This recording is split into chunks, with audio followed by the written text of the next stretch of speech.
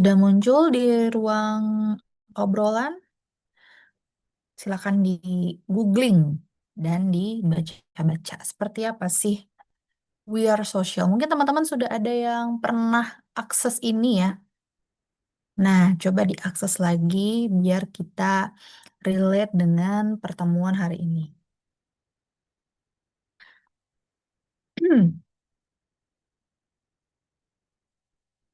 Ada 40 mahasiswa ya.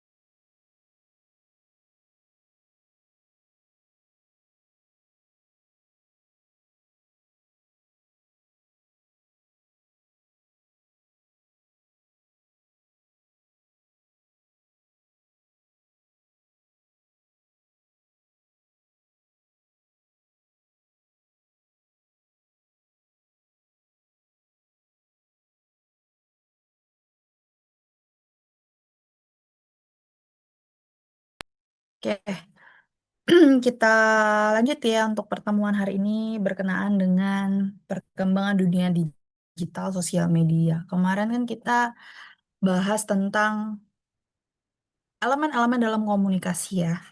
Jadi kita pelajarin basicnya dulu dari elemen komunikasi itu seperti apa, jenisnya kayak gimana, fungsi, tujuan. Kemudian kita lanjut ke perkembangan dunia digital. Ini kayaknya kalian banget ya, karena era sosmed tuh era Gen Z banget. Oke, jadi kita akan bahas beberapa hal berkenaan dengan media sosial dan em, apa sih urgensi atau emergency yang terjadi di dunia digital. Oke, mungkin mungkin pernah saya share ya tentang media sosial atau belum. Jadi kita akan membahas 3 poin hari ini. Pertama itu kita akan bahas tentang perkembangan dunia digital. Seperti apa sih dunia digital hari ini, kemudian jenis-jenis media sosial dan aplikasinya, selain untuk kita cari hiburan dan informasi. Kemudian yang ketiga tentang megatrend komunikasi dan new media, media baru di abad 21 itu case-nya itu banyaknya sudah berubah ke arah mana, gitu ya. Oke, Yang saya yakini, teman-teman pasti punya 4 alasan berikut. Mungkin, atau bisa jadi lebih dari 4 jenis atau apa ya, latar belakang kalian punya sosmed, punya akun media sosial ya, akun sosmed, atau membuka sosmed. Ya, jadi bisa jadi untuk hiburan, bisa jadi mencari informasi tentu, bisa jadi untuk stalking crush, dan mencari job. Ya, looking for job. Jadi kalau hiburan kan teman-teman sudah tahu ya yang lagi happening viral itu pasti setiap hari ada aja. Nah, itu kan menjadi sarana media hiburan bagi kita semua ya di saat mungkin di dunia nyata hiburan-hiburan yang kita temui di media sosial tuh nggak kita temuin secara langsung misalnya gitu ya. Atau mungkin ada di sekitar kalian kemudian diviralkan di media sosial. Baru-baru ini yang viral banget adalah em, fashion ibu gubernur ya, kalau saya nggak salah ibu gubernur Kalimantan Timur yang sedang hangat diperbincangkan di dunia maya. Dan itu banyak sekali memes-memes yang beredar. Itu yang paling in ya. Mungkin yang sebelumnya banyak em, hiburan-hiburan di Indonesia yang menjadi pelipur lara orang-orang gitu ya. Itu yang pertama. Kemudian pasti mencari informasi. Informasi sekarang di medsos banyak ya, nggak hanya Instagram, ada TikTok. Mungkin bisa menggunakan live streaming gitu ya. Kemudian ada X dan lain sebagainya. Tentu kalau kita buka media sosial pasti salah satunya cari informasi. Kemudian ada yang mau stalking crush mungkin ya, tujuan bermedia sosialnya. Selain stalking crush, mungkin stalking para artis-artis favorit yang kalian follow, penyanyi, aktor, dan lain sebagainya. Atau mungkin influencer juga. Jadi em, kalian sudah apa ya? Pasti pasti mengetahui apa yang mereka lakukan sehari-hari. Sakingnya ada media sosial itu ya. Di kayak kita bisa tahu 24 jam sehari mereka ngapain aja. Ya, kalau sekarang sampai rumah-rumah dan isi rumahnya pun kita tahu. Ya, kalau misalkan kita stalk orang. Kemudian em, di media sosial juga ada pekerjaan yang namanya sosial media spesialis ya sekarang. Jadi ini mungkin 4 latar belakang yang saya cantumkan. Bisa jadi ada alasan-alasan lain bermedia sosial selain ini. Gitu ya. Ini paling nggak latar belakang yang melandasi orang-orang membuka medsos ya. Oke, tadi saya suruh kalian buka We Are Social ya. Jadi We Are Social itu adalah em, apa ya, website khusus menghimpun selama 1 tahun seperti apa sih em, tingkat konsumsi masyarakat, terutama Indonesia ya, dalam bermedia sosial. Jadi di situ banyak banget teman-teman kalau dicek satu persatu itu setiap media sosial itu ada persentasenya, ada perbandingannya. Jadi kalian bisa melihat atau melihat secara kalkulasi ya antara satu medsos dengan medsos yang lain, terus waktunya juga, alasan-alasan di baliknya. Jadi saya ambil beberapa yang relate dengan materi kita hari ini. Jadi kalau misalnya teman-teman mau mencari informasi, data, fakta itu silakan buka di We Are Social ya. Mau tahun belakang-belakang juga banyak. Tapi karena kita masih 3 bulan pertama, sorry 2 bulan ya, 2 bulan pertama, dua sampai 3 bulan pertama di 2026, jadi masih belum clear untuk hasil risetnya. Jadi kita ambil 1 tahun ke belakangnya selama 1 tahun di 2025. Jadi presentasi media yang digunakan oleh masyarakat Indonesia adalah kebanyakan menggunakan media sosial. Itu 97,8%, mostly 100% ya, gitu. Jadi saya pastikan nggak mungkin ada apa ya, nggak mungkin nggak ada satu orang pun yang nggak punya medsos. Paling nggak satu aja Instagram mungkin, atau WhatsApp aja mungkin gitu ya, pasti menggunakan media sosial gitu ya. Sampai kalau kalian lihat di list terakhir itu ada radio. Radio masih di 52%. Dan ini menurut saya cukup baik ya, eh, dalam kategori kategori presentasinya, karena kalau menurut Reuters tahun 2023 itu radio itu di bawah 50%, masih 2 sampai 30% ya. Dan mungkin sekarang tren mendengarkan radio mungkin balik lagi dan udah mencapai lebih dari 50% ya. Jadi radio masih didengarkan, dan mungkin teman-teman juga masih menggunakan atau mendengarkan radio setiap harinya mungkin gitu ya, setiap mau berangkat ke kampus dan sebagainya.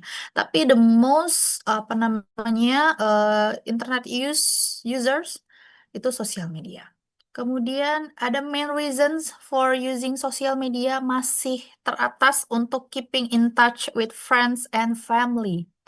Ya, saya yakin memang kita menggunakan media sosial, salah satunya berkomunikasi dengan orang-orang terdekat ya. Kemudian ada feeling spare time, ada finding inspiration for things to do and buy. Pasti ini ya, nggak mungkin enggak. Apalagi sekarang mau deket hari raya Idul Fitri. Bagi teman-teman yang merayakan Idul Fitri, udah mempersiapkan nih apa aja yang nanti akan dibeli untuk baju lebaran misalnya, untuk ibadah, untuk nanti makan makanan dan sebagainya. Dan itu paling kerasa banget di ikam ya.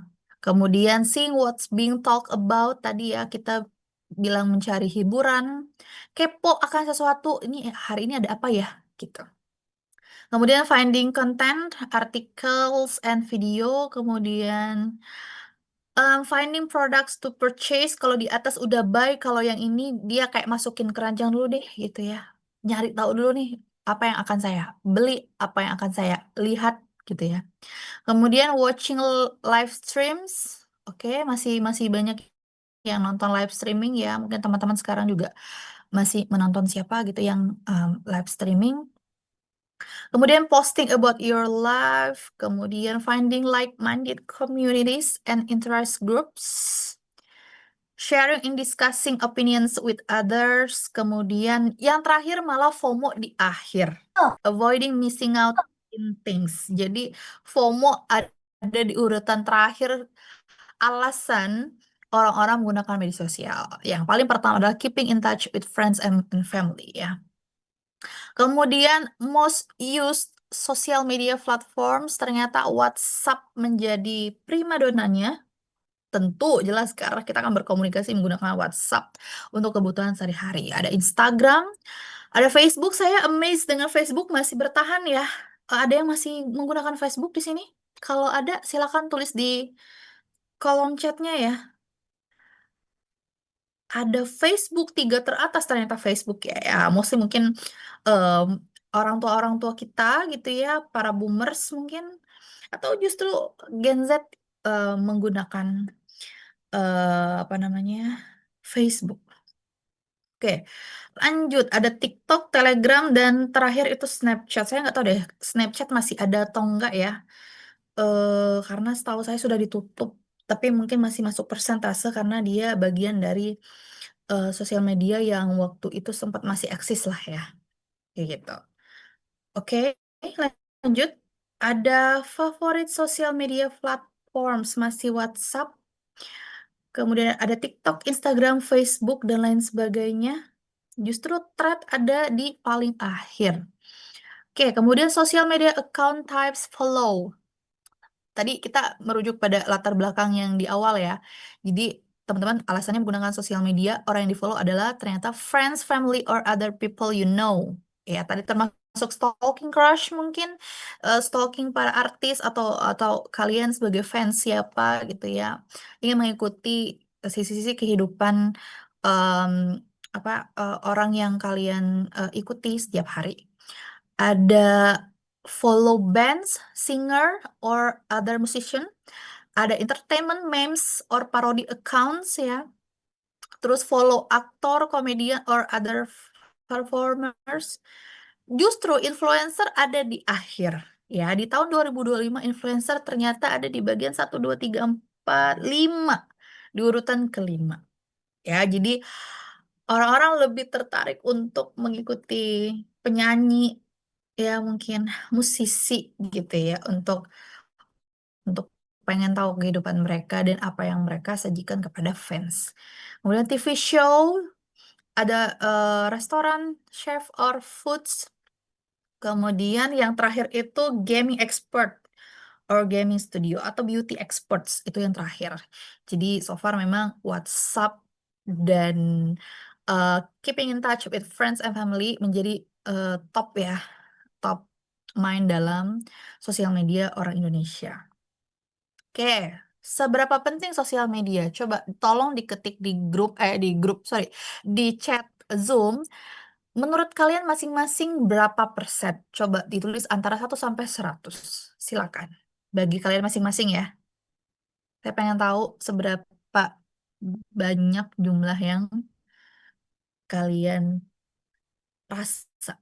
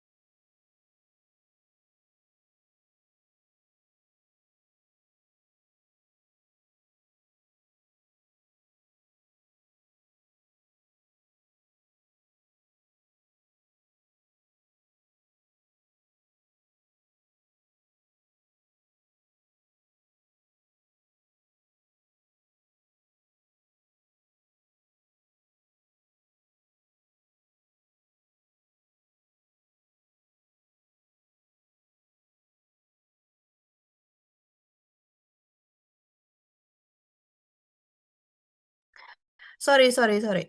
Oke, tadi saya nyebutin beberapa nama ya, yang nulis 80%. Ada alasan kenapa 80%? Ada yang 90, ada yang 85. Ada alasan nggak kenapa? Ya, suara saya udah terdengar ya. Kenapa 80%? Ya, Raihan Maulana, silakan. Mbak, menurut saya kenapa 80% karena sebenarnya sangat penting, tapi 20% itu menurut saya banyak konten-konten kayak mungkin propaganda gitu, terus berita-berita tentang sesuatu yang tidak kita inginkan sebenarnya. Terus ada buzzer-buzzer juga kayak gitu sih sebenarnya menurut saya. Oke. Jadi menurut kamu, bagi dirimu sendiri, itu ditakar dengan 80% ya? Seberapa penting media sosial gitu ya? Oke, ada yang 100% yang merasa emang ini 100% pokoknya saya bergantung sama medsos misalnya gitu. Ada nggak? Oke, ada Raja 85. Rata-rata banyak juga 90. Oke, jadi kalau saya tanya seberapa penting sosial media itu balik lagi bergantung kepada individu masing-masing ya. Jadi kalian yang merasakan bagaimana setiap hari kalian menggunakan media sosial, tujuan media sosial kalian ngapain? Apakah memang untuk diri pribadi ataukah misalnya kalian membagikan informasi-informasi rutin kepada followers-followers kalian gitu ya. Kalau misalnya dirasa memang sangat penting nggak masalah gitu. Tetapi tadi Raihan bilang udah banyak propaganda terus sekarang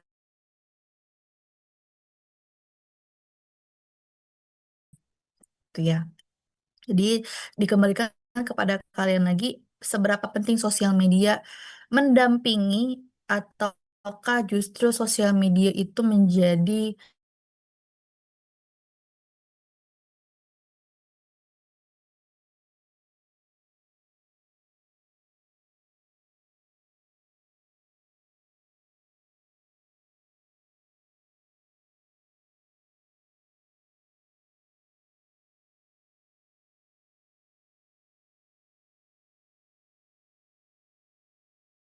Ya, sepertinya saya terlempar ya.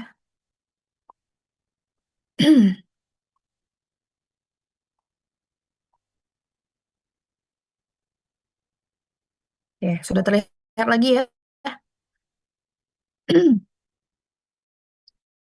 Ternyata sinyalnya jelek sekali di sini. Oke, kita lanjut. Oke, kesiannya dalam kehidupan kita sehari-hari. Oke, jenis media sosial banyak pasti kalian udah paham lah ya, seperti apa. Dan mungkin semuanya punya ya, antara satu, dua, tiga, empat, lima, enam, tujuh. Pasti punya. Atau ada satu orang yang semuanya punya. Ya, oke. Kita bahas ini. Sebelumnya saya udah pernah jelasin ini belum ya? Sudah atau belum kira-kira? Pernah Belum, Mbak. saya coba jelaskan ini belum? Belum ya. Oke, kalau belum nanti kita spill dikit aja karena memang kita materinya tentang media digital dan sosial media. Jadi sekalian saya spill sedikit tentang jenjang karir media sosial. Ya. Jadi saya punya teman di agensi. Jadi saya sempat bertanya, em, seperti apa sih sosial media spesialis job, as a job ya, as a job itu kayak gimana sih? Gitu. Jadi teman-teman saya ngasih tahu nih, ngasih gambaran bahwasannya di sosial media spesialis itu ada job-jobnya. Jadi teman-teman bisa lihat ada social media director, social media lead, manager, spesialis, social media officer, dan admin. Dan itu semua ada jenjang-jenjang karirnya. Yang di zaman dulu kita nggak pernah nyangka ya, ternyata ada pekerjaan yang bernama social media spesialis ya. Jadi social media director itu em, berfungsi atau bertujuan untuk mengatur strategi dan planning bagaimana misalnya kita apa namanya membuat kebijakan secara pemasaran gitu ya, marketing digital, digital marketing gitu ya, atau misalnya bagi orang-orang yang punya agensi gitu ya, itu kan dibutuhkan ya strategi-strateginya seperti apa. Kemudian ada social media lead manager ya, sama tujuannya menghandle KOL, call key opinion leader gitu ya. Jadi setiap KOL itu kan punya rate-nya masing-masing ya, punya strategi dan budget itu juga dihandle sama mereka. Terus sosial media report yang mereka em, apa namanya, mereka drafting gitu ya, diinfokan kepada KOL, membuat konten dan planning-planning lainnya. Kemudian ada social media officer. Jadi kalau kalau kita nyebutnya mbak-mbak atau mas-mas admin, nah itu juga disebut social media officer atau social media admin, dan itu merupakan jenjang karir social media spesialis. Tujuannya apa? Mereka ngapain sih?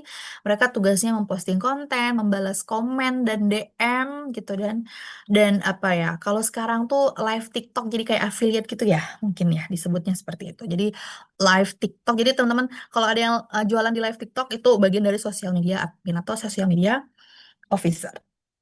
Kemudian ada jenjang karir berikutnya, ada analis, community, dan media planner. Jadi kalau di bagian analis, tugasnya itu mengumpulkan insight dan analisis dari konten sosial sampai ke campaign. Ya, jadi maksud analisis ini dia menganalisis pasar. Pasarnya itu siapa sih kita? Pasarnya tuh kita, target pasarnya mereka siapa? Jadi, para sosial media spesialis itu menganalisis yang dibutuhkan atau yang lagi diinginkan, yang lagi eh, eh, let's say viral gitu ya. Itu apa? Misalnya sekarang mau lebaran, sekarang pasarnya apa sih? Oh, ternyata misalnya baju lebarannya warna ini gitu ya. KOL itu harus memasarkan produk A, B, C, D kayak gitu. Nah, itu sudah dibuat atau dikampanykan, dipasarkan. Nah, itu tugas dari analis. Kemudian, kalau untuk community itu dia memaintenance para KOL atau influencer. Jadi ada orang khusus nih yang menghandle mereka. Jadi ketika ada analis sudah memetakan seperti apa sih nanti produknya gitu ya, produk yang akan dipasarkan. Nah, tugas dari orang-orang bagian community ini menghandle call. Jadi sebisa mungkin mereka deal dengan para KOL gitu ya, rate-nya berapa, mau diposting di IG Story kah, di feed kah, atau minta dibuatkan reels dan lain sebagainya. Nah, itu tugas dari community, dia menghandle langsung call, mungkin mengingatkan kayak gitu ya. Reminding Kak, misalnya eh, hari ini harus posting jam segini di di Reels misalnya atau misalnya di IG Story gitu. Nah, itu bagian dari community. Kemudian ada media planner, tugas mereka membuat plan dan strategi ads. Jadi selain mereka udah menghandle call ya, KOL atau influencer, tetapi kan itu saja tidak cukup. Jadi mereka membuat strategi tambahan kayak AdSense di berbagai platform media sosial. Nah, ini ternyata sudah sangat eh, apa ya, sudah sangat spesifik ya teman-teman.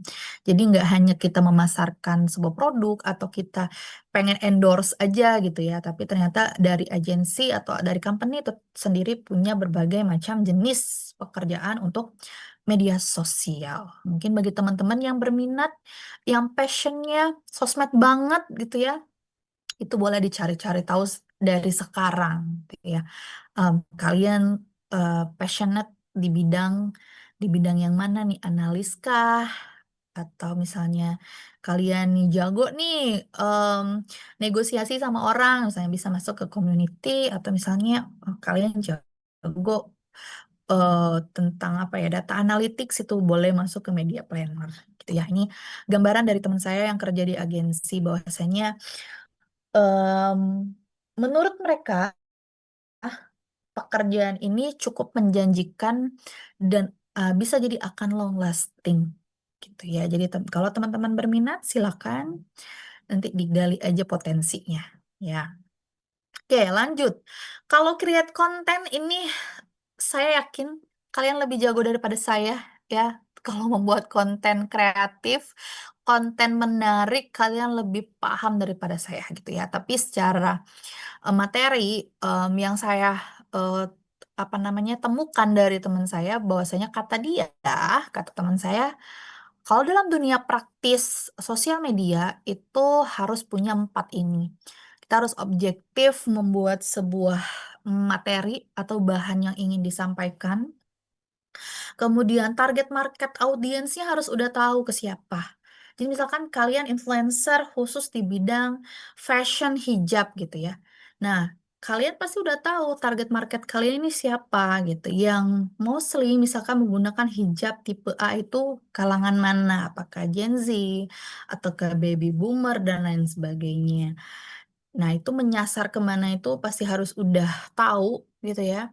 Kemudian pesan apa yang ingin disampaikan. Nah, ini ya balik ke kemarin ya, materi yang kemarin tentang komunikasi. Pesan yang disampaikannya harus ada dan jelas dan bisa disampaikan kepada komunikannya.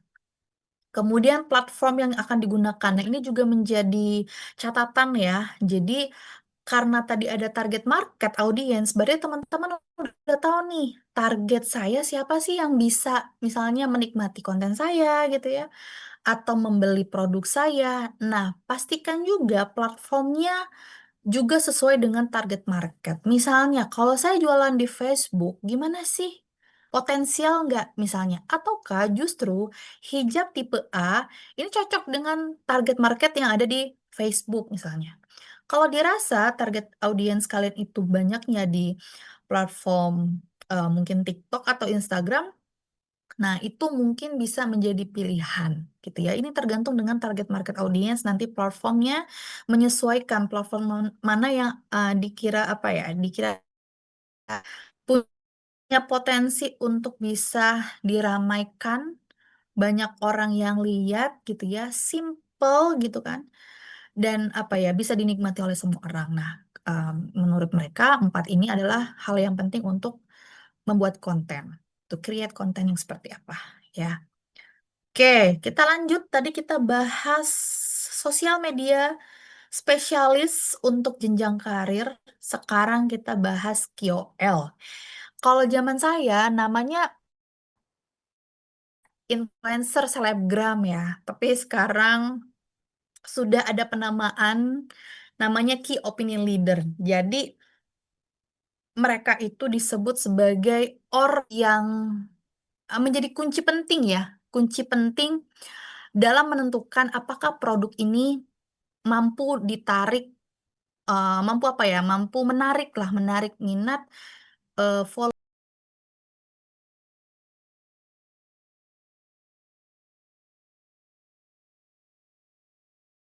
Terus saya terlempar lagi teman-teman, sebentar ya.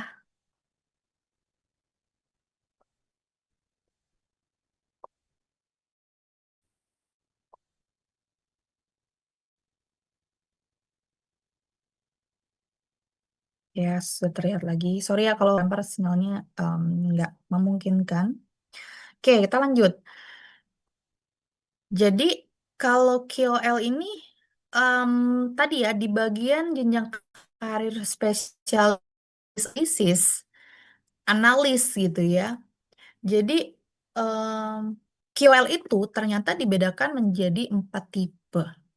Ada nano, mikro, makro, dan mega. Kita nggak usah lihat 3 terawal ya. Kalau kalian lihat tipe mega itu udah lebih dari 1 M tuh pasti kalian tahu siapa orangnya, ya kan?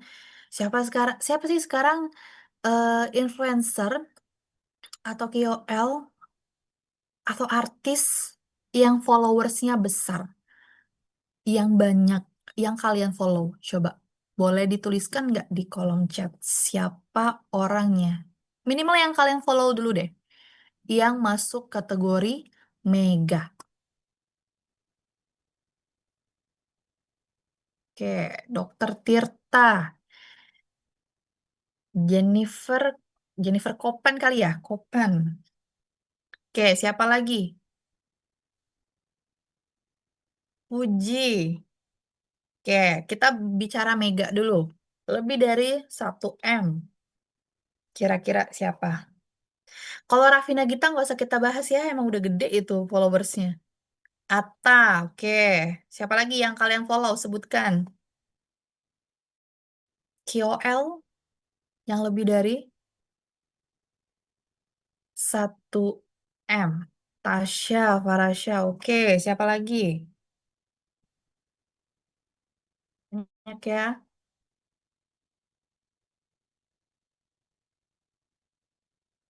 Oke,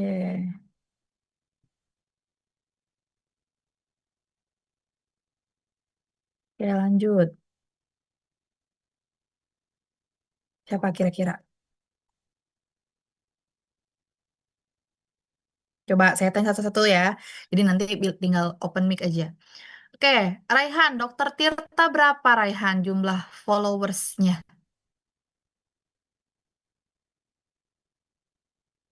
Ada Raihan? Sebentar Mbak, saya cek dulu, saya lupa Oke, Mbak. kalian dicek ya, saya pengen tahu. Jennifer Kopen, Sabrina berapa? 8M, Mbak. Oke, Nasya, Fuji berapa? 38,4M, Mbak. 38,4 M.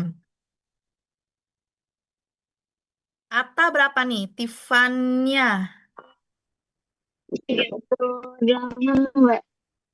berapa? Atta 37. 37. Oke, Tasya Farasya Ika berapa kalau Tasya? 7,3, Mbak. 7,3. Rahel V-nya, Nadine, mana Nadine? Berapa Rahel? Mbak. Berapa? 9M. 9 M. Emil Mario, Sawah 7,4. 7,4. Aurelia Windah Basudara, berapa nih? Windah 4M. Basudara, 4M, Mbak. 4 M. Oke ya. Jadi kalian sudah bisa menentukan kategori mega itu kayak gimana. Ya, pokoknya kalau yang lebih dari 1 M itu pasti udah mega. Karena semakin tinggi rate mereka, Sorry, semakin tinggi followers mereka, rate-nya biasanya makin tinggi, teman-teman, karena mereka menjangkau followers yang sangat banyak. Oke, kita mundur. Coba sebutkan nanti di kolom chat influencer atau KOL yang followersnya 100 sampai 1 M. Coba cek di IG kalian masing-masing. Kira-kira siapa yang cocok kita masukkan ke dalam kategori makro?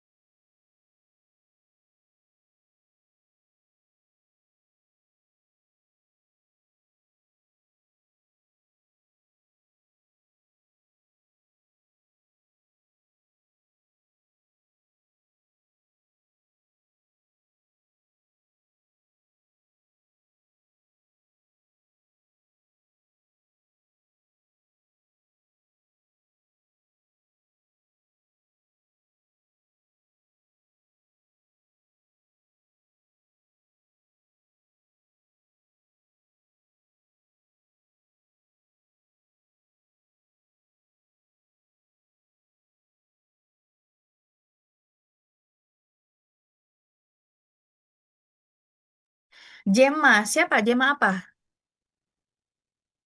Ika. Siapa Jema? Ada anak kecil namanya Jema, Mbak. Jema. Berapa jumlah followersnya? Berapa 629.000. nama akunnya? Nama akunnya siapa? Jema official. Jema? Official. Jema Office. Coba saya cari ya. Oke. Jema Official. Oh, 692.000. Oke, masuk ya, Jema. Oke, thank you, Ika. Kemudian, Big Mo. Adinda, mana Adinda? Ya, Mbak. Berapa Big Mo, Adinda? 542. Oke, nama akunnya apa ya, Big Mo itu? Big Mo Sky. Ada yang tahu? Oh, oh Big Mo Sky. Oke, 542.000. Oke, masuk ya. Kemudian Sarah Harlea, oh Harley Prince ya. Coba kita cari ya. Berapa Sarah Harlea? 751.000, Mbak. Dia yang pemain cinta di Rangga dan Cinta. 700. Iya, iya, iya. Saya agak ini ketukar-tukar namanya ya. Oh, ternyata Harlea itu ya yang main sebagai cinta itu ya. Iya, Mbak. Oke, oke, oke. Masuk ya dia 751.000. Oke. Deswita, ini siapa? Kiara Firly. Siapa Kiara Firly? Dia TikTokers gitu, Mbak. Jadi dia main ke IG juga. Dia followersnya di Oh, oke. Instagram 445 ribu. Kalau TikTok berapa? Kalau di TikTok, Coba ya, saya lagi cek dulu ya.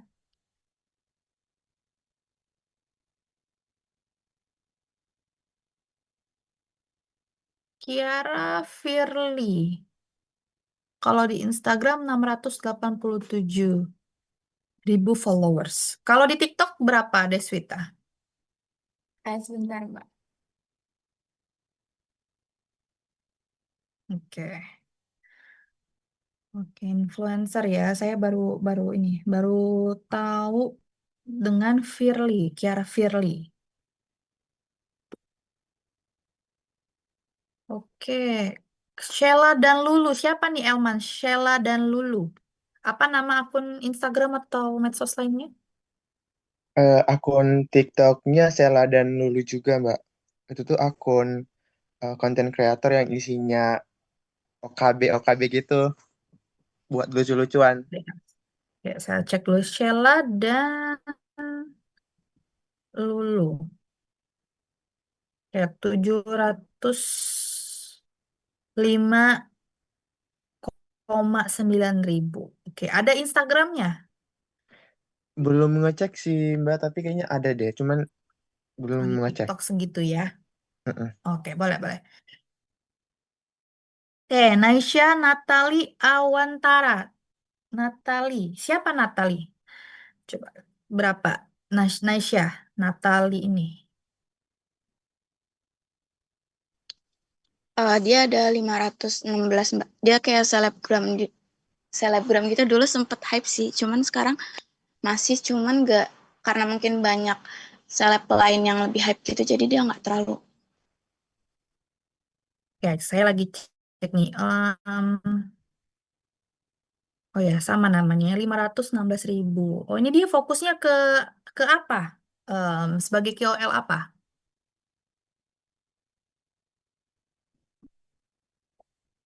Fashion gitu sih Mbak. Make Oke, up. fashion nih.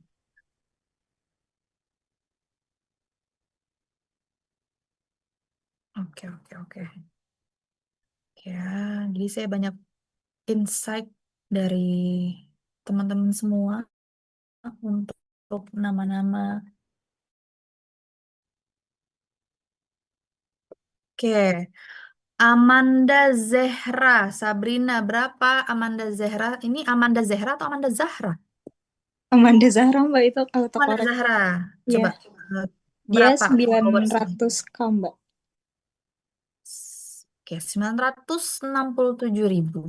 Oke, jadi itu ya. Ada yang mau menambahkan lagi? Siapa kok KOL yang masuk dalam kategori makro? Jadi pastikan kalau teman-teman cek nanti mau di TikTok, mau di apa namanya Instagram, X atau YouTube. Nah, itu teman-teman udah bisa membedakan mega yang mana, makro yang mana. Oke, kita bergeser ke mikro. Coba lihat KOL di akun medsos teman-teman masing-masing yang followersnya 10 sampai 100 ribu.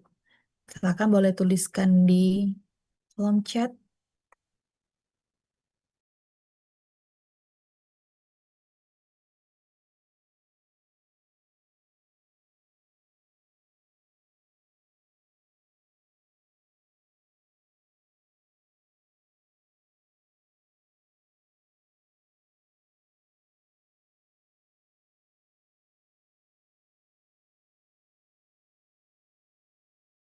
Ada Diva Ratu.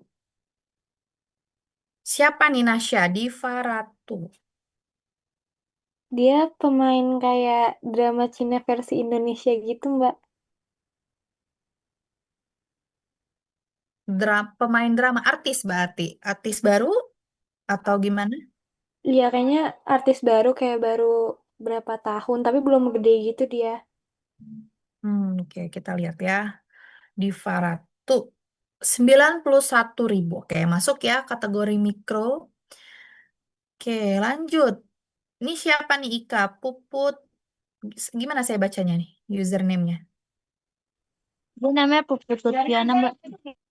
Coba kita cari ya. Apakah betul masuk ke kategori tersebut?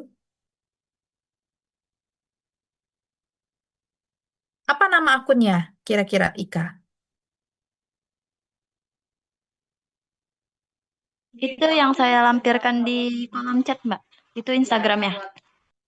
Oke, ntar ya. Saya coba cari kok tidak ketemu. Saya nggak ketemu nih akunnya. Ika. Jadi berapa jumlah followersnya Ika?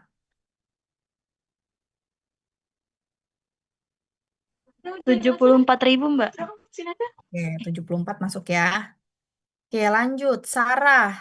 Sarah dan Naizila. Berdua nih ya. Iya, Siapa nih? Mbak. Rafa. Siapa nih? Coba berapa? Java Evangeline, Mbak. Siapa Dia ini? pas tahun 2020 lumayan aktif jadi TikTokers gitu. Cuma kalau di Instagramnya itu 93,9 Ah, ribu. dia lokal Jakarta area kah? Dia di Bandung kalau nggak salah. Oh, di Bandung. Oke, jumlah followersnya oke 93,9 ribu. Masuk ya.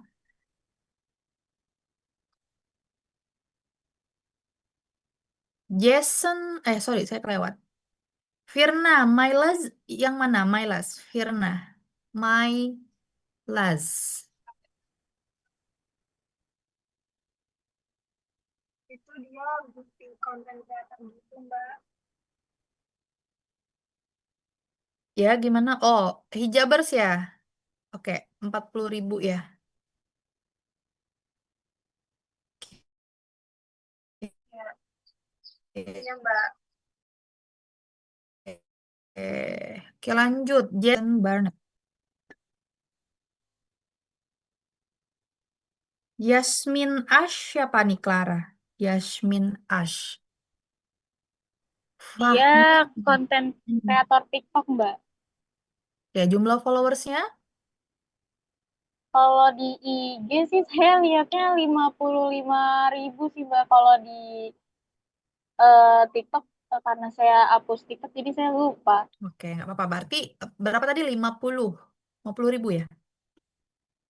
Iya, Mbak. Oke. Fatiyah nih, Fahmi Nur Alim nih. Berapa jumlah followersnya?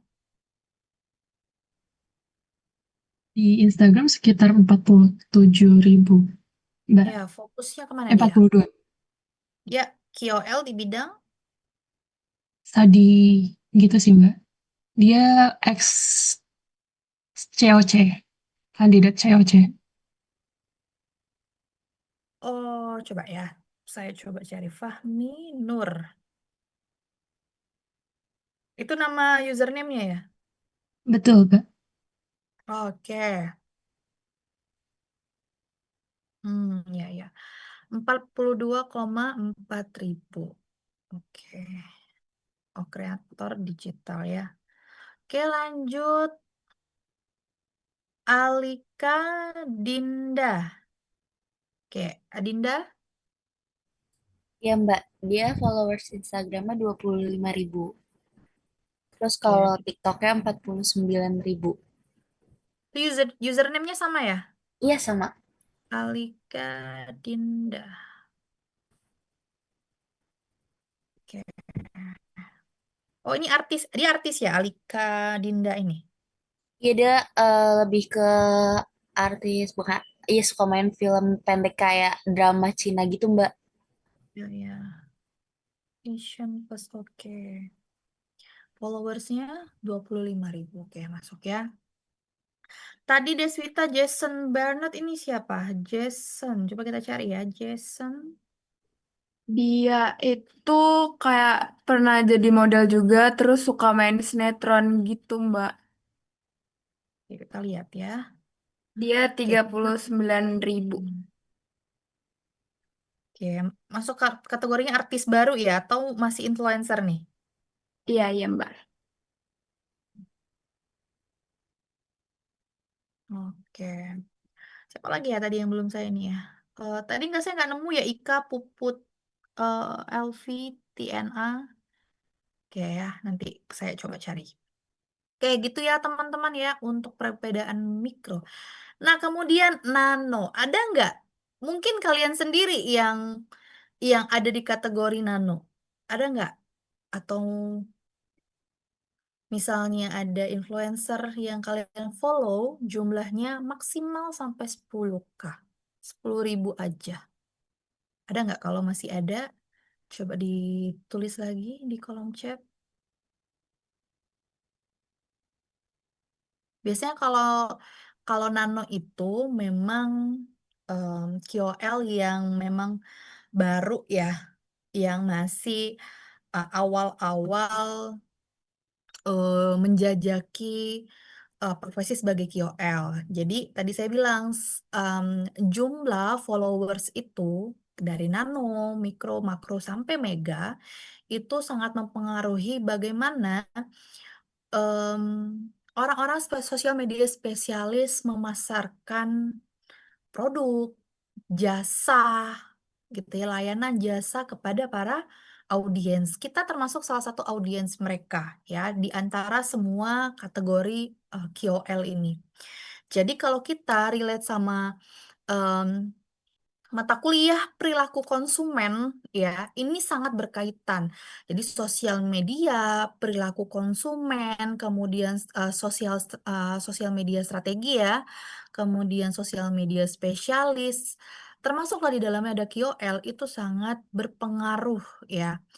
Contoh bagaimana seorang em, apa namanya sosial media spesialis seperti tadi kayak analis itu membuat planning bagaimana sebuah produk atau layanan mereka dipasarkan melalui KOL dan itu bisa diterima oleh masyarakat.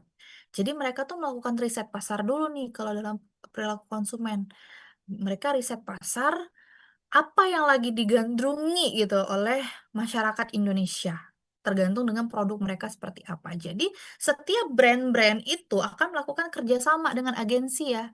Dan nanti dari agensi membuat plan bagaimana produk ini bisa dipasarkan melalui KOL tertentu mungkin yang sesuai dengan apa ya, sesuai dengan tema-tema fokus-fokus konten mereka gitu ya. Jadi waktu itu kalau kalian zaman dulu RHV-nya 15 detik IG story itu kalau nggak salah 40 juta ya rate-nya. Itu karena apa? Wajar mungkin memang rate-nya seperti itu karena dia followersnya banyak, mungkin orang-orang udah mengenal dia dan itu kan akan menjadi sebuah penilaian bagi brand. Nah, hubungannya dengan perilaku konsumen adalah ada customer atau audience yang dia loyal dengan brand, ada audience atau customer yang loyal dengan produk. Nah, apakah kalian salah satu atau salah dua dari kedua ini? Maksud dari loyal dengan brand adalah kalian sangat setia pada satu atau dua brand tertentu. Contohnya, ada misalnya kalian gak mau minum air mineral selain Pristine. Karena yang sudah tergambar di otak kalian, yang kalian lihat di media sosial, Pristine itu kampanyenya adalah minuman yang bagus, paling bagus. Misalnya cocok untuk cuci muka dan lain sebagainya. Itu ya. Yang rasanya lebih enak misalnya dengan air mineral lain. Jadi kalau nggak minum Pristine, saya nggak mau minum air mineral lain. Saya harus minum air mineral Pristine. Tuh contoh pertama. Contoh kedua, kalau loyal sama brand, kalian selalu pakai atau beli baju, em, celana misalnya, kalau enggak dari brand Uniqlo. Uniqlo Edict misalnya. Saya pokoknya semua pakaian saya harus Uniqlo. Di luar dari Uniqlo nggak mau. Karena Uniqlo bagi saya misalnya. Itu kan kalian nggak mungkin tidak terpapar oleh campaign Uniqlo dari para KOL. Nah itu ya contoh kalian setia banget sama brand. Jadi kalian mau brand itu kayak gimana pun, kalian akan tetap setia sama atau loyal sama brand itu akan kalian beli, kalian gunakan nggak akan diganti-ganti misalnya gitu. Atau misalnya kalian saking loyalnya sama suatu brand, anggaplah Dior ya, Dior. Selain tas Dior kalian nggak akan beli karena kalian dalam hati kalian atau kalian punya prinsip Dior itu adalah tas paling bagus misalnya. Jadi walaupun ada pesaing-pesaing high end yang lain, kalian nggak akan tergugah. Itu namanya loyal kepada brand. Kemudian ada satu lagi, loyal kepada produk. Ada yang bisa kasih contoh nggak loyal kepada produk? Kaitannya dengan sosial media. Silakan boleh dituliskan di kolom chat ya. Seperti apa analisis diri kalian ketika kalian loyal dengan produk dan boleh disebutin kalian loyal kepada produk apa? Oke, silakan saya tunggu.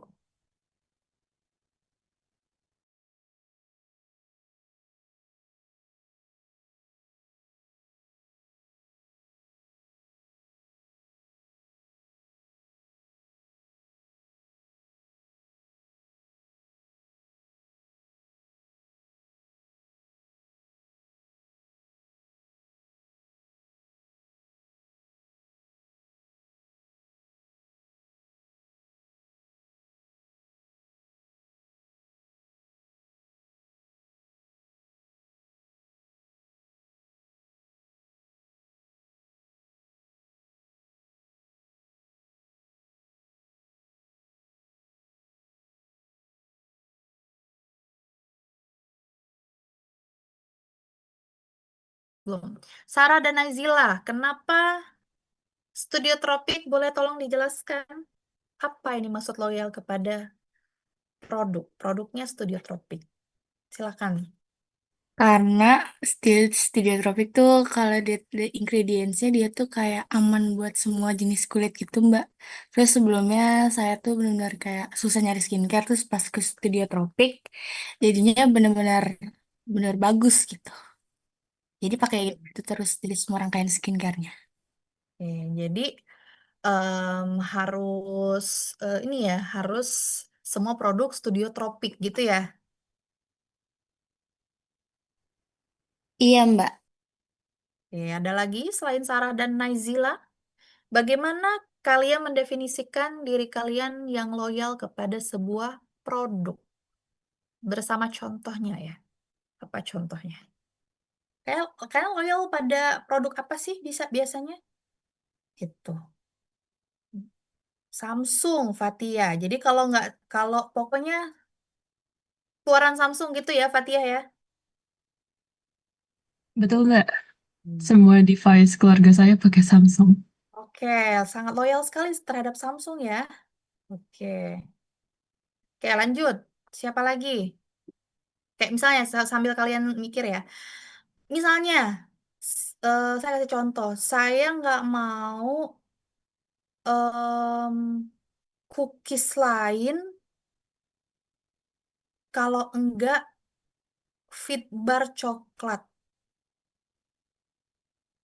Pokoknya semua jenis Fitbar, tapi saya mau produknya yang coklat aja dan coklat itu akan saya makan terus. Nah, misalnya kayak gitu.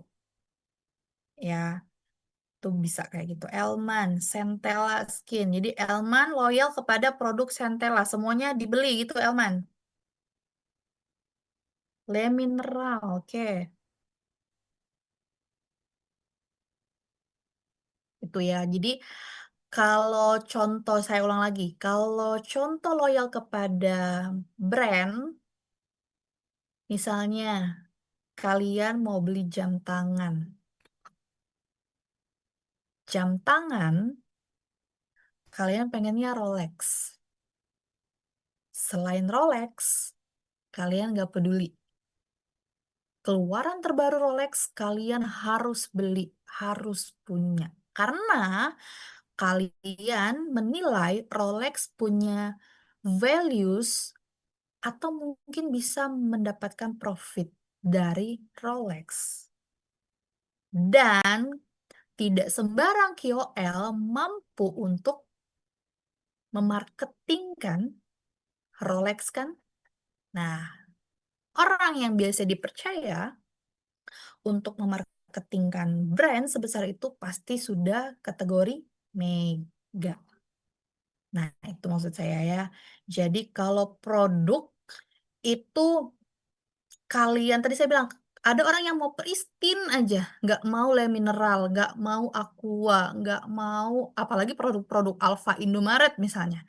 Jadi dia pokoknya cari pristine dimanapun pristine berada. Kayak minum saya harus pristine, nggak mau yang lain. Gitu ya.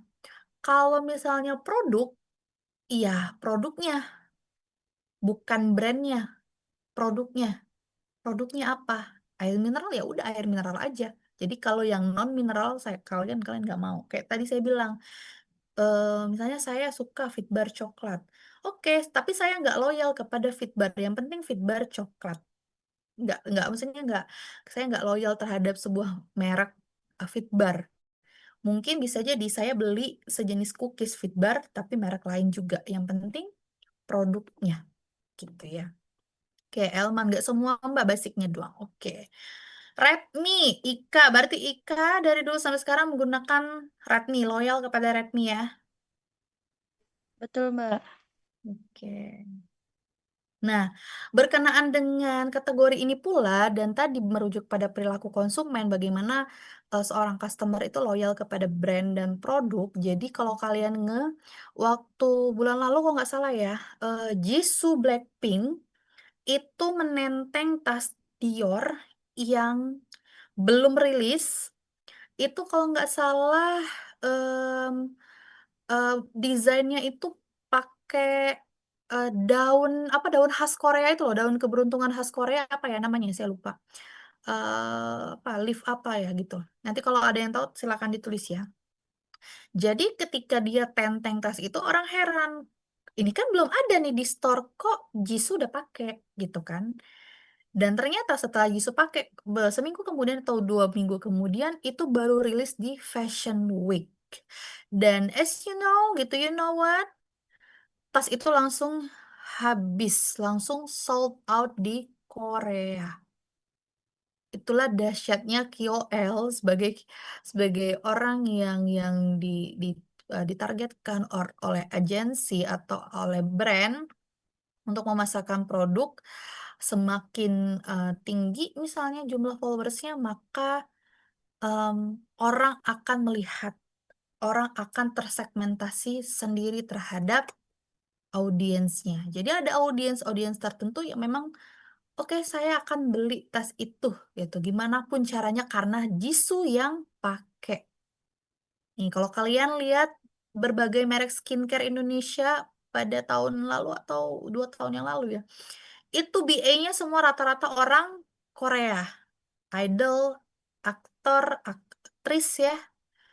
Karena apa? Karena di dalam plan strategi sebuah brand kemudian menggait KOL dengan KOL berbagai kategori, itu ada trust di dalamnya. Bagaimana trust itu dia bisa mempersuasif para followersnya untuk membeli, menggunakan apa yang dia pakai, yang dia makan, yang dia cari misalnya. Dan itu kan efeknya sangat luar biasa. Termasuk mungkin kalian juga terinfluence dengan beberapa orang-orang yang kalian sebutkan tadi dalam hal apapun. Misalnya saya nggak mau lah beli skincare lain karena skincare lain bukan Chanwoo misalnya, kayak gitu kan. Atau saya nggak mau deh beli produk yang lain gitu karena saya ngefans sama dia, saya harus beli barang yang collab sama dia, misal gitu. Nah itu ya, itu menentukan seberapa strategiknya media sosial dalam mempengaruhi audiens. Itu jadi maksud kenapa perkembangan dunia digital dan sosial media tuh udah masuk ke dalam mega trend. Di dalamnya kita nggak lupa kita nggak hanya memikirkan tentang akun media sosial aja ya, tapi di dalam akun media sosial itu ada job, ada jenis-jenis job gitu ya, bagaimana mereka bekerja, apa sih pemetaan yang mereka lakukan. Kemudian di dalamnya kita jangan lupa ada KOL juga. Ada KOL nih, influencer nih dengan berbagai kategori yang meramaikan bagaimana perkembangan media sosial gitu ya. Termasuk tadi di belakang dari We Are Social ya, kita menentukan memilih apa yang akan kita beli, apa yang akan kita cari itu sudah tercantum semua bagaimana habit masyarakat Indonesia seperti itu. Ya maksud dari kenapa saya mention KOL di sini. Itu ya paham ya untuk penjelasan tentang KOL. Oke, kita lanjut. Nah, selain tugasnya untuk digital marketing ya di media sosial juga punya banyak aktivitas lain. Jadi nggak hanya digital marketing aja, nggak hanya memasarkan sebuah produk, tapi juga ada nilai investigasi dan riset di sana. Jadi kebanyakan orang menggunakan X ya dan LinkedIn untuk mengikuti tren dan isu terkini, mencari narsum, misalnya kalian mencari informasi terbaru.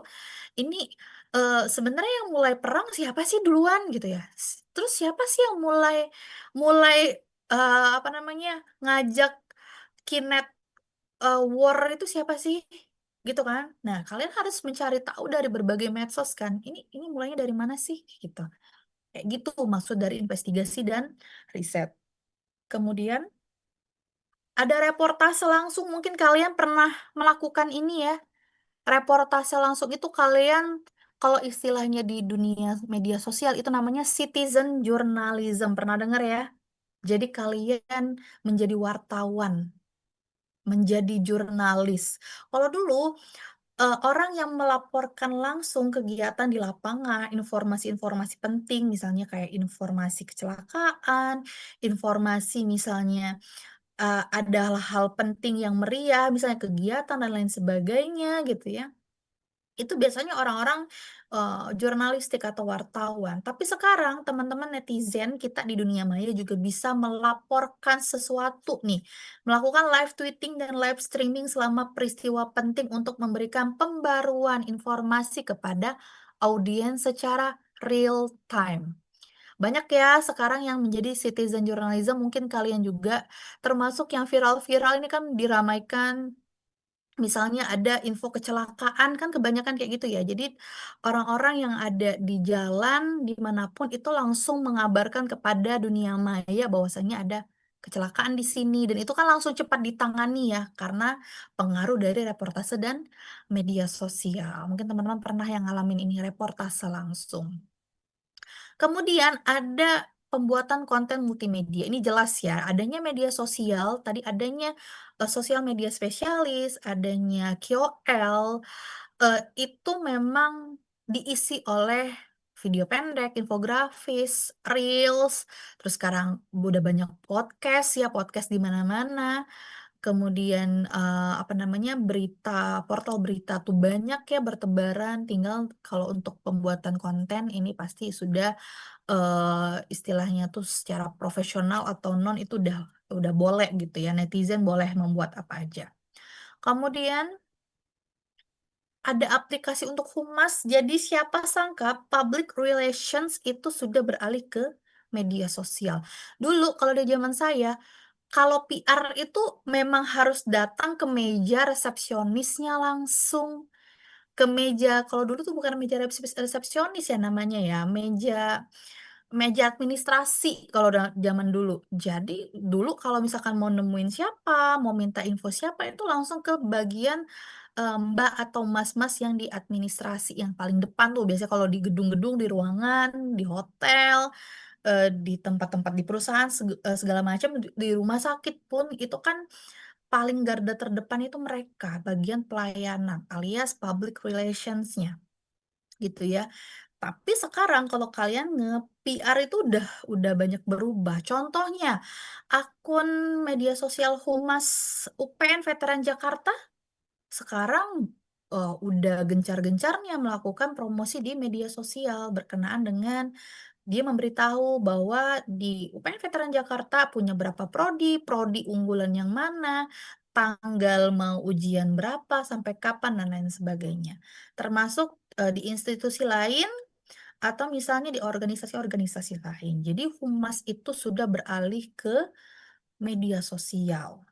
Ya, tuh udah banyak banget contohnya ya. Kalau misalkan humas juga berperan atau mengisi media sosial. Untuk apa? Karena banyak target audiens yang ada di media sosial. Jadi lebih mudah apa ya, gampang untuk di reach out daripada langsung ke tempat misalnya. Itu ya. Kemudian juga ada reputasi di sini ya.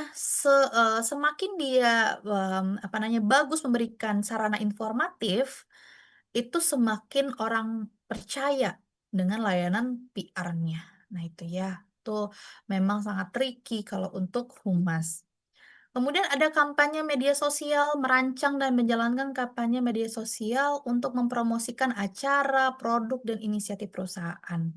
Ya kalau campaign-campaign di media sosial banyak lah, termasuk kita campaign-campaign waktu Pilpres kemarin ya, kampanyenya kan masif ya di media sosial. Nah, itu ternyata menjadi ranah, apa ya, politik-politik Indonesia juga untuk, bisa menjangkau teman-teman Gen Z misalnya yang memang mereka banyak melakukan aktivitas di dunia maya. Nah, itu salah satu terobosan mereka untuk campaign. Ataupun mungkin ada orang-orang atau lembaga yang punya produk-produk terbaru atau acara gitu ya. Itu bisa disebarkan melalui media sosial. Kemudian analisis sentimen, dia menganalisis komentar, feedback, mungkin bisa hashtag ya.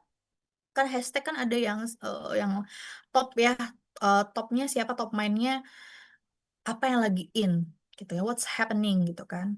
Jadi tujuannya untuk memahami sentimen publik terhadap perusahaan dan menyesuaikan strategi komunikasi. Maksudnya adalah, Jadi tadi nih ada sebuah company, ada sebuah agensi, dia ada permintaan dari brand gitu ya. Nah, mereka melakukan analisis nih, apa produk yang paling disukai, yang diminati, apa nih kebiasaan masyarakat atau netizen Indonesia sekarang. Jadi mereka menyesuaikan seperti apa mereka harus memasarkan produknya.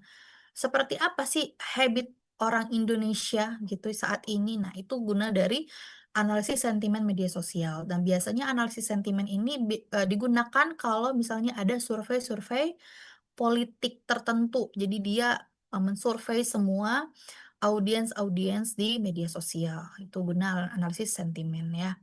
Kemudian lanjut kita ke megatrend komunikasi new media di abad 21. Oke, silakan dibaca teman-teman. Jadi globalisasi itu nggak melulu di dunia nyata ya. Kalau kalian pernah dengar kan dulu zaman dulu globalisasi, globalisasi apa sih sebenarnya globalisasi gitu ya? Mungkin pas zaman sekolah mungkin udah dengar globalisasi ya.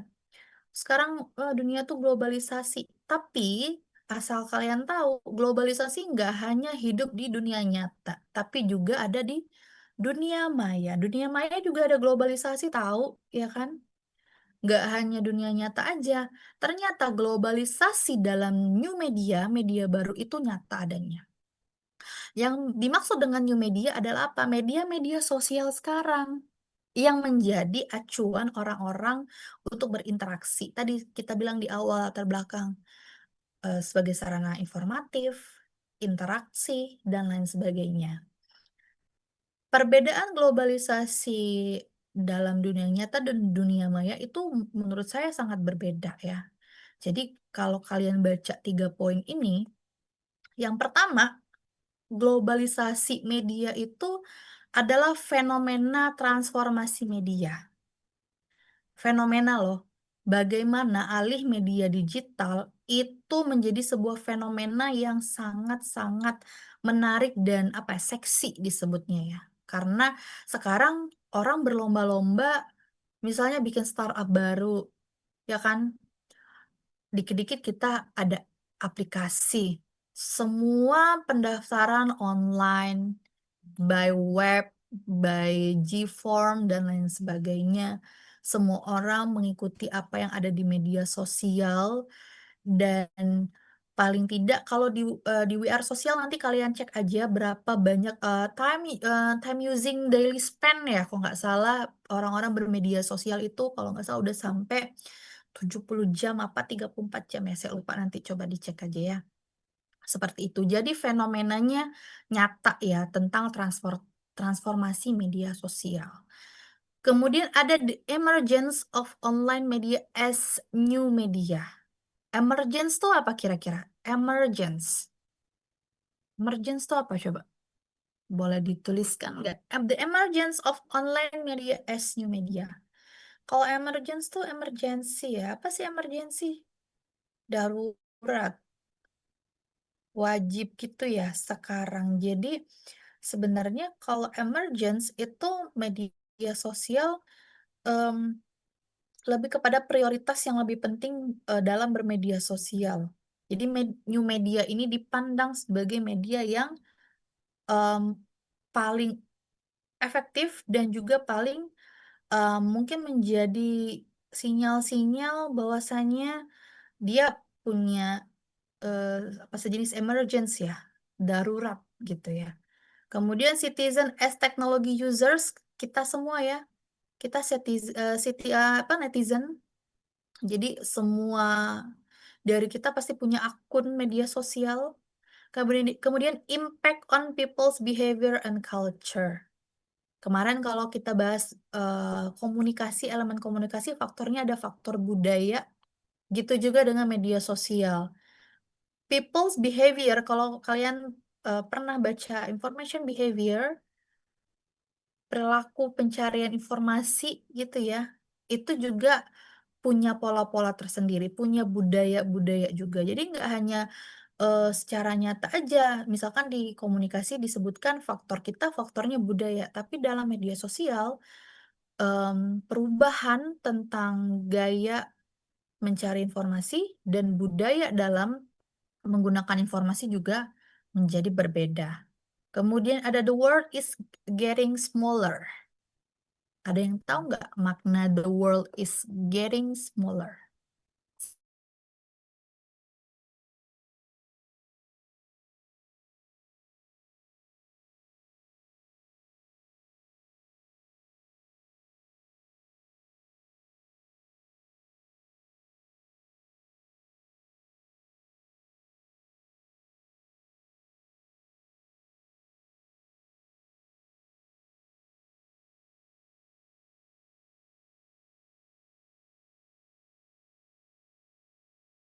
Oke, ada yang tahu makna the world is getting smaller?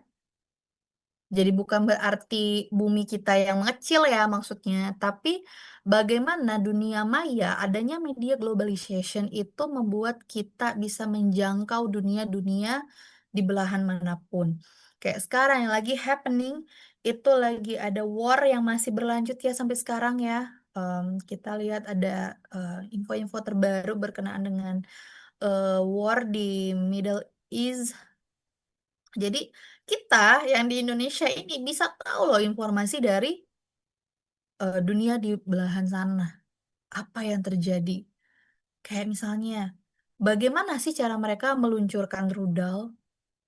Tahu loh kita ya. Padahal kita nggak tahu kita di Indonesia misalnya. Terus berapa rudal sih yang diluncurkan? Seperti apa sih kalau di atas langit kayak gitu ya? Jadi itu yang dimaksud dengan the world is getting smaller. Kemudian kita misalnya follow orang, kita bisa tahu 24/7 mereka ngapain aja. Kemudian bisa jadi dengan adanya networking itu kita bisa menjadi apa ya, punya kenalan baru. Oh bisa jadi, oh saya follow A, ternyata oh follow A, saya follow A, A ini juga di follow sama orang yang saya kenal. Nah itu maksud the world is getting smaller.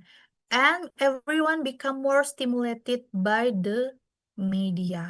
Ya, secara nggak langsung memang kita sudah ada di poin terstimulasi oleh media sosial. Nah itu tidak bisa dipungkiri ya, tapi dengan adanya pernyataan-pernyataan globalisasi media, tinggal sekarang kita kontrolnya ada di kita, di siapa sih gitu.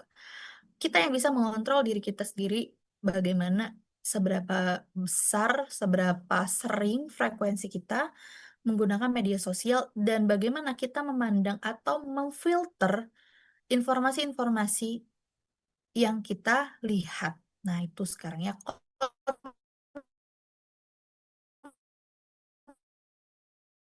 Kontrolnya ada di people itu sendiri.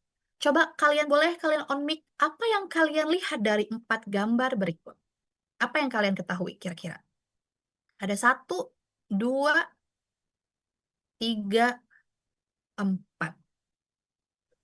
Ada yang tahu? Coba kalau ada yang tahu boleh open mic. Silakan. Itu sedang aksi demonstrasi, Mbak. Yang mana? Gambar yang mana? Yang pertama itu aksi 212. Oke, ini 212 ya. Kemudian ada lagi. Ada lagi yang tahu?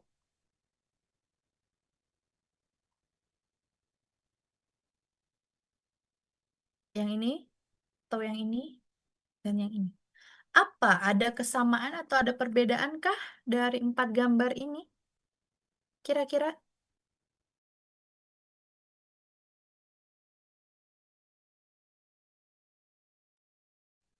Sama-sama mengumpulkan massa untuk memperjuangkan sesuatu mungkin, Mbak. Oke, good. Ada orang-orang yang berkumpul bersama memperjuangkan sesuatu. Oke. Ada lagi yang mau menyampaikan? Coba ada yang jago bahasa Arab, mungkin bisa dibaca benderanya apa artinya? Ada yang tahu? Oke. Jadi kalau teman-teman ini kita bahas yang kanan dulu deh. Black Lives Matter. Ini dulu ramai banget ya di medsos ya. Bagaimana campaign em, apa namanya berawal dari orang-orang ras kulit hitam di Amerika itu dikucilkan. ya, dan itu berdampak panjang sehingga banyak orang-orang demo di jalan dan punya slogan Black Lives Matter. Dan ini viral di sosial media sehingga orang-orang yang tadi kita masuk ke dalam karakter nano, mikro, makro, mega itu turut menyebarluaskan campaign ini untuk mengajak kita semua bahwasanya semua ras di dunia itu punya hak yang sama. Kayak gitu ya. Ini untuk jadi Black Lives Matter ini bener-bener apa namanya masanya banyak, kemudian yang awalnya itu ricuh dan lain sebagainya akhirnya bisa mereda dengan campaign-campaign tadi ya. Kalau kalian lihat kampanye media sosial, jadi em, akhirnya punya satu solusi gitu ya. Jadi harus diramaikan dulu baru teratasi. Oke, kalau yang ini kan 212 ya. Jadi secara organisasi mungkin mereka bisa ikut join bersama. Tetapi kalau kalian sadari pada saat waktu itu di tahun 2000 berapa ya? 2000 saya lupa ya ini 2000 berapa? 212 itu. Jadi dengan adanya medsos, semua orang itu kan beramai-ramai untuk ikut serta beramai-ramai berkumpul di Monas. Nah, pengaruh media sosial itu yang membuat mereka percaya, trust, bahwasanya ini benar mereka akan melakukan demo atau sholat bersama misalnya di Monas. Nah itu ya, jadi kan kalau 212 ini dari seluruh Indonesia tuh datang ya, datang berkumpul bersama di sini. Dan pada saat itu pengaruh di medsos tuh kuat banget ya untuk mengajak orang berpartisipasi. Kalau ini juga demo di Middle East dan ini juga di Amerika, bahwasannya kalau kampanye campaign secara organik itu pasti sudah tersusun gitu ya. Tetapi dengan adanya pengaruh media sosial, semua orang mau ikut turun serta dan tadi trust, percaya bahwasanya apa yang mereka lakukan atau apa yang mereka yakini itu benar adanya. Kayak gitu. Jadi pengaruh medsos itu sangat-sangat besar ya teman-teman, apalagi misalnya untuk menghimpun orang-orang yang pengen apa ya sesuatu itu disuarakan. Oke, kemudian ada yang paham ini apa? Coba dilihat. Ini contoh ya, contoh campaign yang tadi saya sebutkan di belakang dalam media sosial. Ini adalah campaign pada saat Pilpres beberapa waktu lalu. Jadi ada paslon 01, 02, 03, paslon 1, 2, dan 3 ya. Jadi apa yang bisa kalian tarik kesimpulannya dari 3 gambar ini kira-kira teman-teman? Ada yang bisa menjelaskannya? Apa yang dimaksud dengan gambar ini? Kaitannya dengan sosial media atau globalisasi di dalam media baru. Ada yang bisa menjelaskan?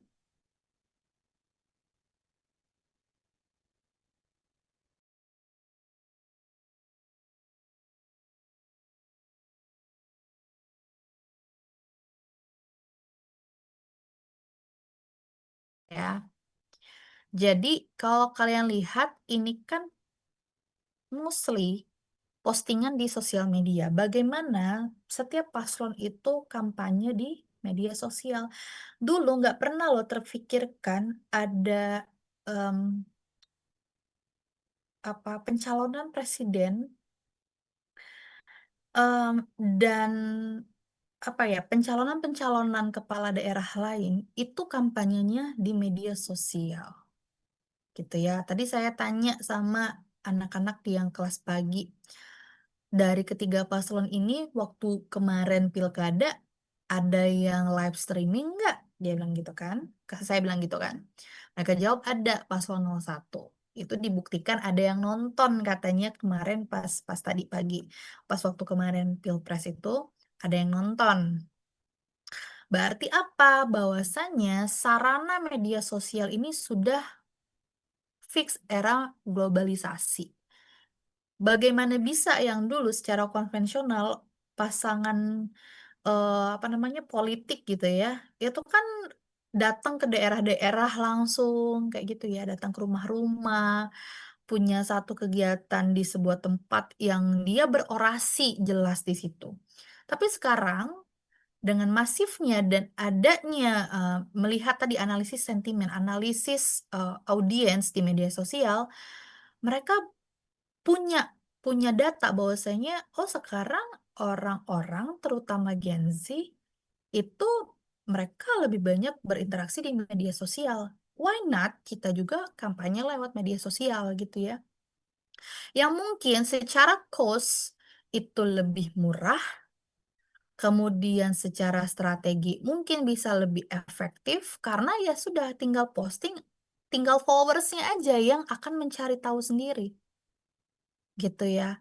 Pasti akan diramaikan oleh orang dengan share, dengan komen gitu ya, dengan likes, atau misalnya langsung copy link gitu ya, atau download video gitu kan, memberikan informasi kepada orang-orang. Nah, ini yang apa ya, pada saat era media sosial itu sudah masif terjadi.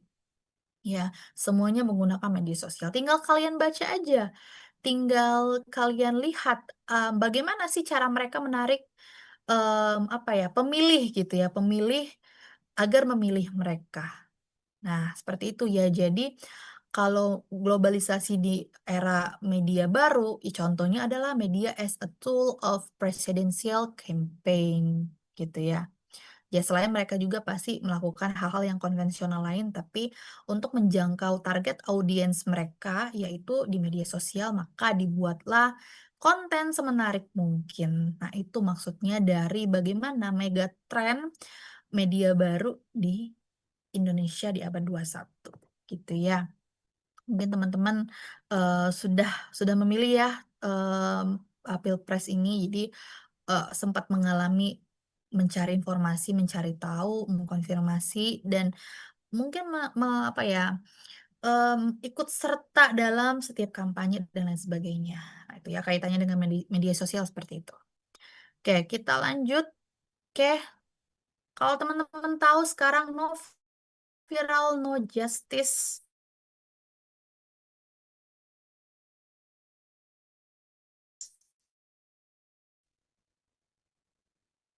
Betul ya, Ri? Gambar kiri kasus apa?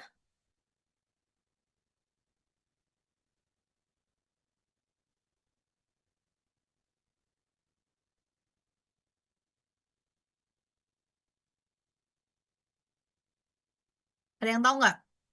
Kalau yang kiri itu kasus bullying kepada Timothy. Jadi dia mahasiswa yang dibully sama teman sekelasnya sendiri.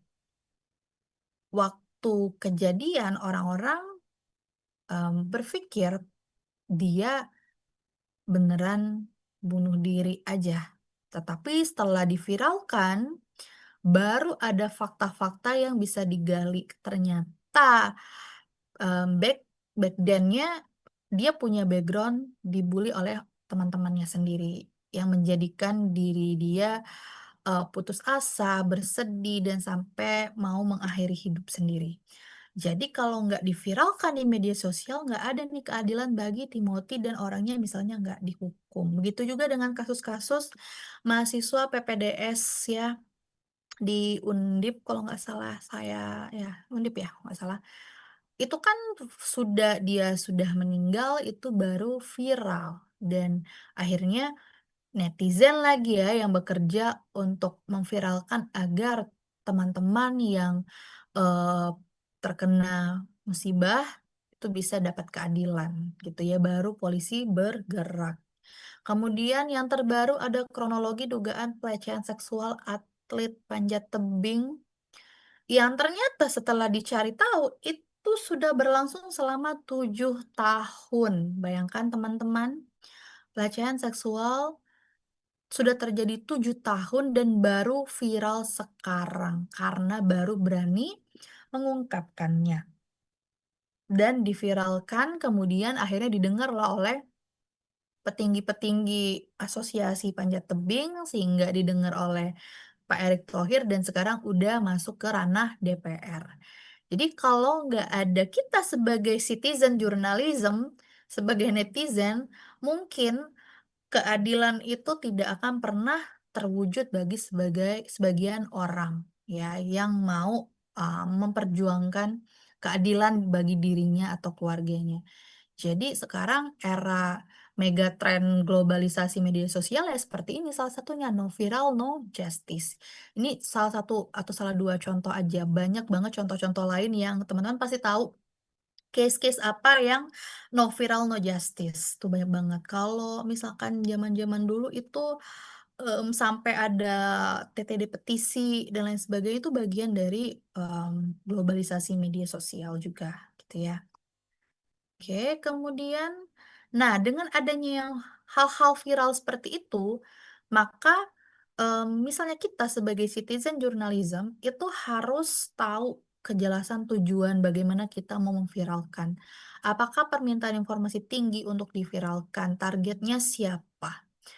Terus kalau misalkan mau diviralin, ubahlah cerita tersebut misalnya di copywriting-nya, ada videonya gitu ya, yang benar-benar bisa membuat masyarakat atau netizen itu bisa bisa apa ya, bisa tergugah hatinya untuk misalnya men-share, memviralkan dan lain sebagainya. Kemudian strategi eskalasi yang tepat. Jadi mungkin menunggu ini ya sama ya kayak momentum strategi memviralkannya dari mana dulu gitu ya dan momentumnya harus tepat. Jadi biasanya kalau hal-hal viral itu kan biasanya mereka pasti menunggu momentum ya. Ada momentum tertentu sampai akhirnya cocok waktunya untuk diviralkan meskipun kejadiannya misalnya sudah lama berlalu dan memang meminta keadilan tadi ya no viral no justice. Kemudian ya dampak evolusi media digital. Jadi yang tadi saya jelaskan dari awal sampai slide terakhir tadi, bahwasanya tidak sedikit jenis pekerjaan baru tercipta seperti sosial media spesialis, admin toko online tadi ya, sosial media admin, ada blogger dan influencer. Kalau zaman saya itu hitsnya tuh blogger karena pada saat zaman saya blogger itu orang yang nulis di blog adalah orang yang paling keren pada zaman itu. Ya, jadi orang terinfluence dengan tulisannya dan lain sebagainya. Makanya waktu itu kalau kalian baca story-nya Raditya Dika ya, dia dulu kan awalnya dari blogger ya, sampai akhirnya dia menjadi penulis sampai kayak sekarang.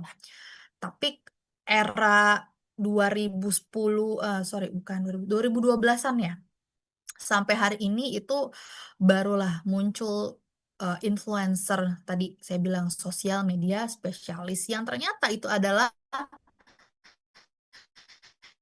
job yang PC itu sangat meyakinkan untuk 5 sampai 10 tahun ke depan karena melihat tren dan habit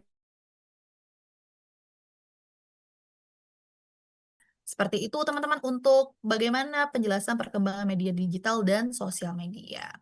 Ada yang mau ditanyakan sampai sini dengan materi hari ini? Ada yang masih bingung? Boleh sharing-sharing yang influencer ada nggak di sini? Siapa influencer? Ada yang mengalami dengan hal-hal yang saya sampaikan? Kira-kira?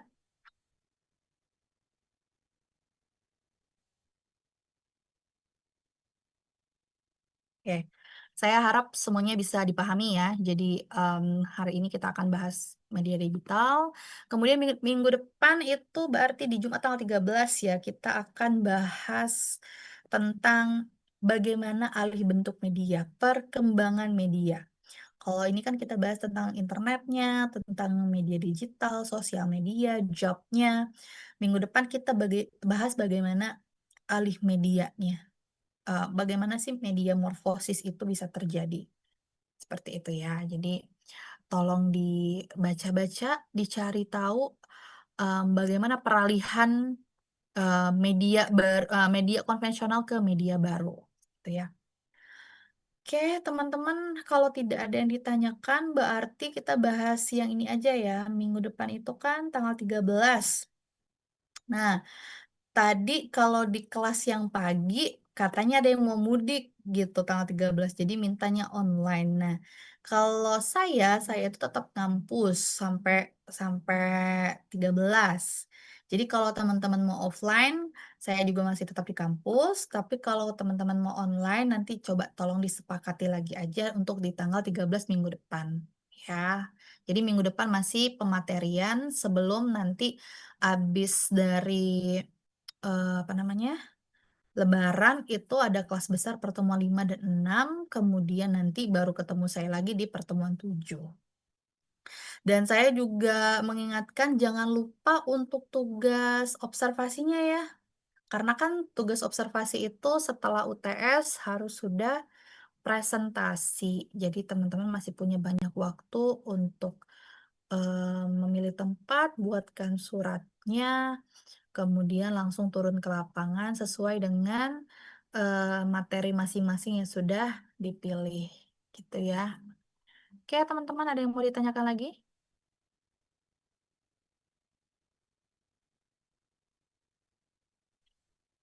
Kalau tidak ada, mungkin kita selesaikan sampai sini ya untuk pertemuan 3.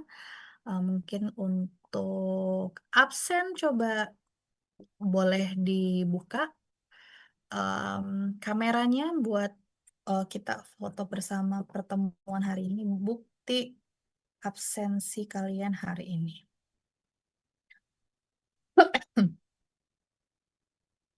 Hadir semua ya? Ada yang satu nggak? Siapa nih? Ada 39.